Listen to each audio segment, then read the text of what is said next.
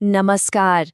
आज हम pulmonary tuberculosis के उन ट्रिकी सवालों की तह तक जाएंगे जो नॉसिट एग्जाम में आपकी रैंक ऊपर नीचे कर सकते हैं। तो क्या आप तैयार हैं इस कोड को क्रैक करने के लिए? तो चलिए सीधा एक सवाल से शुरू करते हैं। स्क्रीन पर देखिए, टीबी का बैक्टीरिया माइकोबैक्टीरियम ट्यूबरक्लोसिस, ये मोटाइल है यानी चल फिर सकता है, या फिर नॉन मोटाइल? जरा सोचिए, क्योंकि ये उतना सीधा सवाल नहीं है जितना लग रहा है। और अब देखिए ये नतीजा, ये सच में चौंकाने वाला है। एक पोल में 87% नर्सिंग स्टूडेंट्स ने इसका गलत जवाब दिया। ये एक क्लासिक एग्जाम ट्रैप है और आज हम इसी जाल को तोड़ने वाले हैं। आज हम क्या क्या समझने वाले हैं। सबसे पहले ये 87% की गलती क्यों होती है, फिर बैक्टीरिया को डिकोड करेंगे, उसके डायग्नोस्टिक टेस्ट को समझेंगे, क्लिनिकल साइन पढ़ेंगे और आखिर में उसकी मल्टी ड्रग स्ट्रैटेजी पर बात करेंगे। चलिए शुरू करते हैं। तो ये 87% वाली गलती आखिर होती क्यों है? असल में होता ये है कि स्टूडेंट्स अक्सर ग्राम पॉजिटिव और एसिड फास्ट जैसे बड़े बड़े शब्दों में उलझ जाते हैं और मोटिलिटी जैसी एक छोटे लेकिन बहुत ही ज़रूरी डिटेल को नज़रअंदाज कर देते हैं।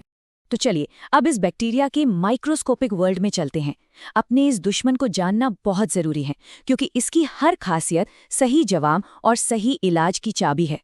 तो ये है माइकोबैक्टीरियम ट्यूबरक्लोसिस। ये ग्राम पॉजिटिव है, लेकिन सबसे ज़रूरी बात, ये थोड़ा आलसी है, मतलब नॉन मोटाइल है। ये खुद से हिलडुल नहीं सकता, इसके ऊपर कोई कैप्सूल नहीं होता, ये एसिड फास्ट है। और हाँ, इसका एक निकनेम भी है, कॉक्स बसिलस, इसके खोजकर्ता रॉबर्ट कॉक के नाम पर। और जैसे ही हम एसिड फास्ट सुनते हैं, हमारे दिमाग में एक नाम तुरंत फ्लैश होना चाहिए, ज़ील नेल्सन स्टेन।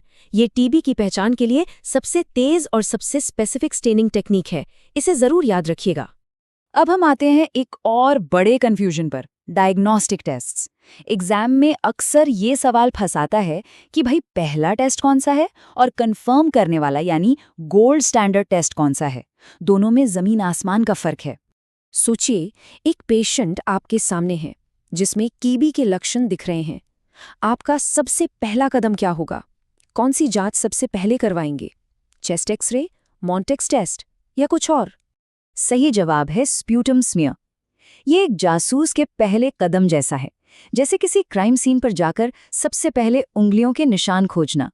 ये हमें बहुत तेजी से एक जरूरी सुराग देता है। लेकिन क्या पहला सुराग ही पक्का सबूत होता है? नहीं, यहीं पर अगला एग्जाम ट्रैप है।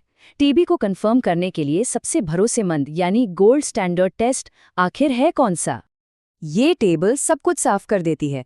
स्प्यूटम स्मीयर पहला कदम है क्योंकि ये तेज है। मॉन्टॉक्स टेस्ट सिर्फ ये बताता है कि शरीर की बैक्टीरिया से मुलाकात हुई है, ये एक्टिव बीमारी नहीं बताता। पर जो असली मोहर लगाता है, जो 100% कन्फर्मेशन देता है, वो है स्प्यूटम कल्चर। यही गोल्ड स्टैंडर्ड है, लेकिन इसमें 6 से 8 हफ्ते लग जाते हैं। अब आप समझे ये पहला टेस्ट क्यों नहीं हो सकता। चलिए अब लैब से बाहर निकलते हैं और क्लिनिक की तरफ चलते हैं। अब उन शारीरिक लक्षणों को समझते हैं जो एग्जाम में टीबी की तरफ साफ साफ इशारा करते हैं। टीबी में लक्षण तो कई होते हैं, लेकिन सबसे कंसिस्टेंट, सबसे भरोसेमंद लक्षण है पुरानी खांसी। एक ऐसी खांसी जो हफ्तों तक पीछा नहीं छोड़ती। और सांस लेने में तकलीफ, वो एक लेट साइन है, वो बीमारी के काफी बढ़ जाने के बाद आता है। ये अंतर याद रखना बहुत जरूरी है। और टीबी के बुखार का एक खास पैटर्न होता है, जिसे हम कहते हैं रेमिटेंट लो ग्रेड फीवर। आसान भाषा में इवनिंग राइज ऑफ टेम्परेचर। मतलब मरीज का टेम्परेचर सुबह तो नॉर्मल के आसपास होता है, पर जैसे जैसे शाम होती है वो बढ़ने लगता है और सुबह शाम का ये अंतर 2 डिग्री से भी ज्यादा हो सकता है। ये एक क्लासिक साइन है। और रात में पसीना आना, ये टीबी का शुरुआती लक्षण बिल्कुल नहीं है। प्राइमरी स्टेज में ये नहीं होता। रात में पसीना तब आना शुरू होता है जब बीमारी पोस्ट प्राइमरी स्टेज में पहुंच जाती है और बैक्टीरिया खून के जरिए पूरे शरीर में फैलने लगता है। और आखिर में चलिए इलाज के सबसे जरूरी सिद्धांत को समझते हैं। टीबी के इलाज में हमेशा कई दवाएं एक साथ क्यों दी जाती हैं? एक दवा से काम क्यों नहीं चलता? इसका सिर्फ एक और सबसे जरूरी कारण है ड्रग रेजिस्टेंस को रोकना। टीबी का बैक्टीरिया बहुत स्मार्ट होता है। अगर आप उसे एक ही दवा से मारने की कोशिश करेंगे तो वो बहुत आसानी से उस दवा के खिलाफ अपनी ढाल बना लेगा, यानी रेजिस्टेंट हो जाएगा। इसे ऐसे समझिए, एक अकेले सिपाही से लड़ना आसान होता है, लेकिन जब कई सिपाही मिलकर चारों तरफ से हमला करते हैं तो दुश्मन के लिए बचना नामुमकिन हो जाता है। दवाओं का ये कॉम्बिनेशन भी ठीक वैसे ही काम करता है, जिससे बैक्टीरिया को रेजिस्टेंस डेवलप करने का मौका ही नहीं मिलता। तो चलिए नॉर्सिट के लिए क्विक चीट शीट तैयार करते हैं। Bacteria non motile. पहला test sputum smear. Gold standard sputum culture. सबसे लगातार लक्षण पुरानी खांसी, बुखार का पैटर्न शाम को बढ़ना। और मल्टी ड्रग थेरेपी क्यों? ड्रग रेजिस्टेंस रोकने के लिए। बस इन पॉइंट्स को दिमाग में बैठा लीजिए। जाते जाते एक सवाल आपके लिए, आज की इस बातचीत में टीबी से जुड़ा कौन सा फैक्ट था जिसने आपको सबसे ज्यादा चौंकाया? क्या ये 87% वाली गलती थी या फिर गोल्ड स्टैंडर्ड टेस्ट का इतना धीमा होना?